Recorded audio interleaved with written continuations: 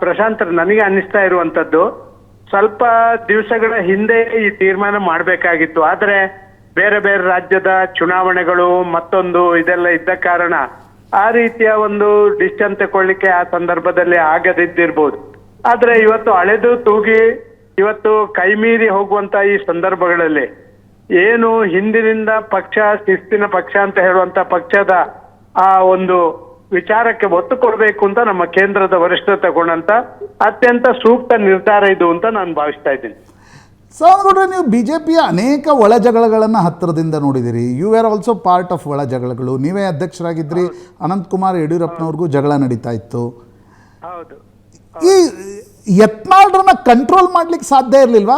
ನನಗನ್ಸುತ್ತೆ first time ನೀವೇ ಅವರನ್ನು ಸಸ್ಪೆಂಡ್ ಮಾಡಿದ್ರಿ, ನಂತರ ಅವ್ರು JDSಗೆ ಹೋದರು, ಪಕ್ಷೇತರರಾಗಿ ಗೆದ್ದು ಬಂದರು, ನಂತರ BJPಗೆ ಬಂದರು.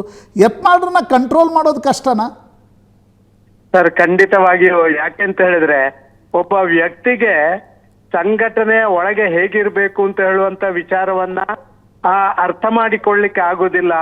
ಆ ಸಂಘಟನೆಯ ಒಳಗೆ ಕೂಡ ನನ್ನದೇ ಒಂದು ಆಧಿಪತ್ಯವನ್ನು ಸ್ಥಾಪನೆ ಮಾಡಬೇಕು ಅಂತ ಹೇಳುವಂತ ಮನೋಭಾವನೆ ಇದ್ದಾಗ ಈ ರೀತಿ ಆ ಒಂದು ಲಿಮಿಟೇಷನ್ಸ್ಗಿಂತ ಹೊರಗೆ ಹೋಗುವಂತ ಆಗ್ತದೆ.